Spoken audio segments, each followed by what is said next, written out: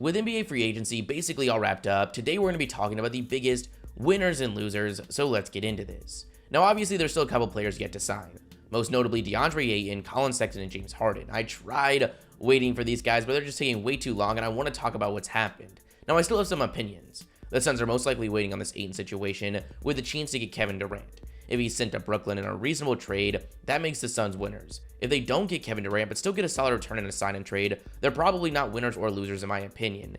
If he signs a max somewhere else and the Suns don't match it, they're losers. For Colin Sexton, I actually really like what the Cavs are building right now, so I actually think it's in their best interest to send him somewhere else in a sign and trade. And with the rumored price he could be going for, I think the team that lands him could definitely become winners, again, if it's a reasonable price. For James Harden, it looks like he's staying in Philly. We just need pen on paper. So let's get into the winners, kicking it off with a massive winner in my opinion, the Golden State Warriors. It's super impressive that they're here, just given they lost two extremely valuable pieces of the rotation in Gary Payton Jr. going to Portland and Otto Porter Jr. going to Toronto. The Warriors made two very key moves though. They were able to re-sign Kevon Looney on a 3-year deal. I really think this is huge, not only for the impact he makes, but it prevents a scenario where they're depending on James Wiseman.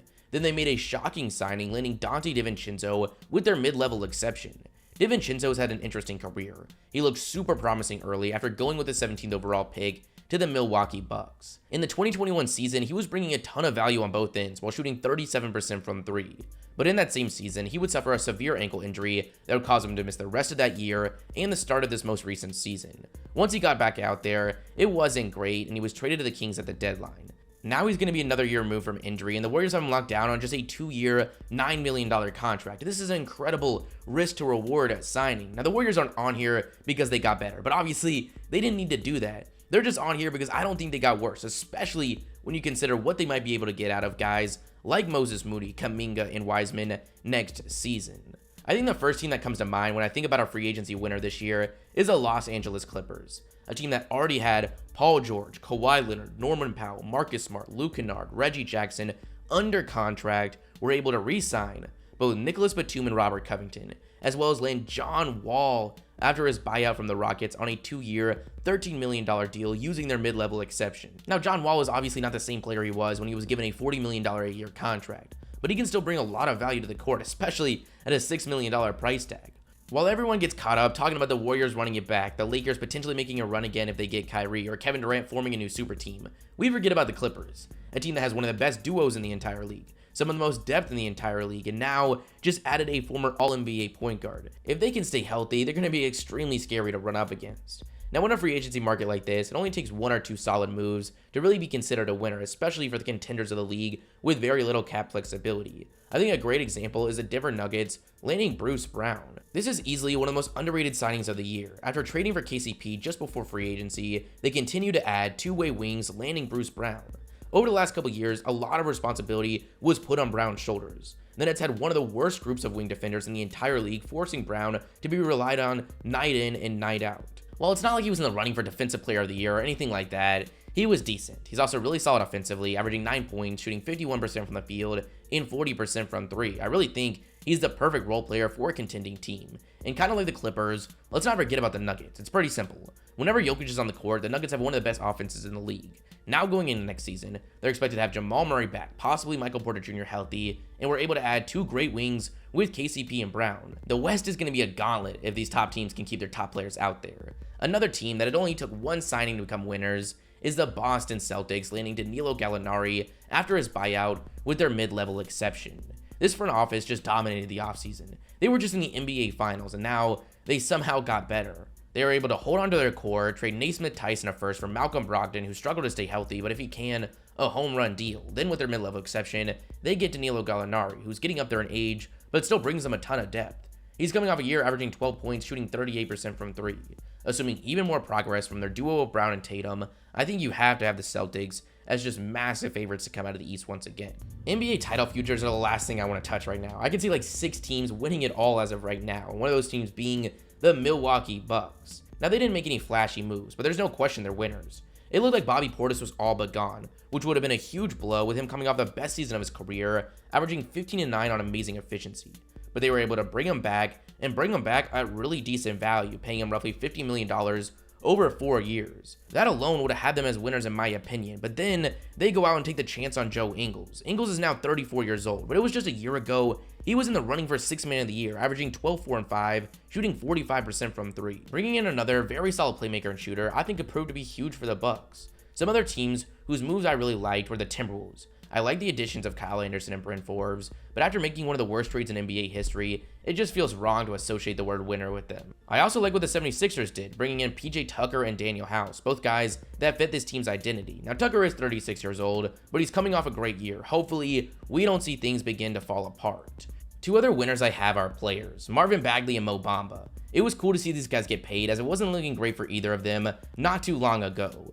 Bagley's time in Sacramento was weird. Despite a lot of promise shown early, his struggles to stay on the court really hurt his development and I think his relationship with the team. There was even a time where the Kings completely removed him from the rotation, but then at this most recent deadline, he was traded to the Detroit Pistons, where all things considered, it was pretty impressive. He averaged 15 and 7, and with the position the Pistons are in, they decided to take the risk and sign him to a 3-year, $37 million deal. I still really believe if he can have a fully healthy season, he could be a serious problem, which is exciting to think about playing alongside Cade Cunningham and Jaden Ivey. Mo Bamba was put in a tough spot after getting drafted. He struggled to adapt to the NBA game, but he didn't have the role to figure things out, having to play behind Nikola Vucevic. But when he was traded to Chicago this past year, Bamba was given the starting role and actually played really well.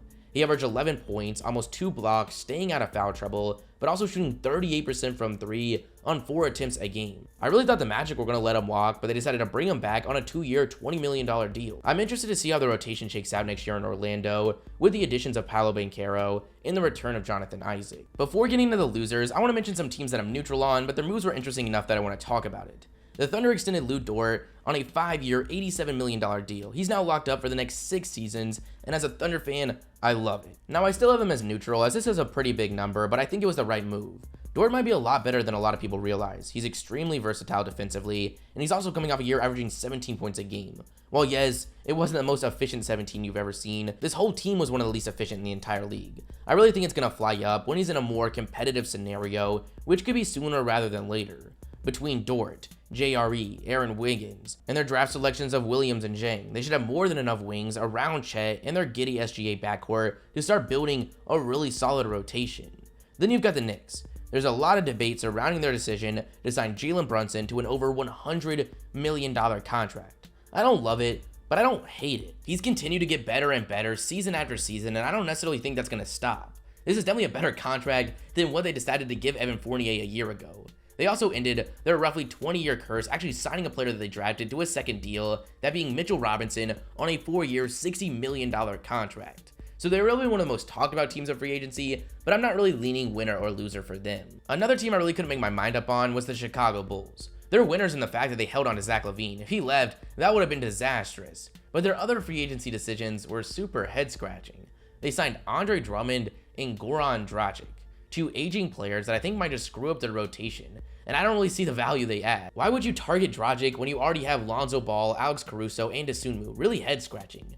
But now let's get into the losers. Surprisingly this year, there just wasn't many. This mainly stems from there not being many top free agents, so there wasn't teams striking out or having their star player walk, but there's definitely still some losers in my opinion, beginning with the Dallas Mavericks. The Mavericks really only made one somewhat significant signing, landing JaVale McGee on a 3-year deal. A solid addition, but I don't think it moves the needle even the slightest. I have to have them as losers for the simple fact they got worse. The loss of Jalen Brunson is huge. I'm really starting to get concerned that the Mavericks are going to waste too many years of Luka's prime. Now next year they will get Tim Hardaway Jr. back, but he's now 30 coming off an injury. I really don't think it's a question, they got worse, but at least Luka Doncic's hero ball will make them a somewhat decent team and a fun team to watch. Another loser I have right now is the Los Angeles Lakers. Now my opinion could change a little bit if they end up getting Kyrie, but without that happening, they didn't get any better. Now they didn't have many options, but when you have the duo of Anthony Davis and LeBron James and possibly one of his final years playing at the top of the game, there's a lot of pressure. They lost Malik Monk. Carmelo Anthony is yet to sign a new deal. They missed out on John Wall. They still have Russell Westbrook.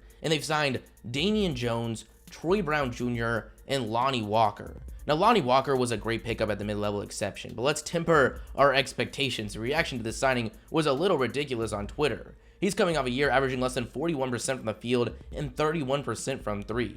Even with a Kyrie trade, given LeBron, AD, and Kyrie struggles to stay on the court, I think it would take a miracle for this team to get back to the finals, especially considering how tough the West is going to be, as we've already mentioned.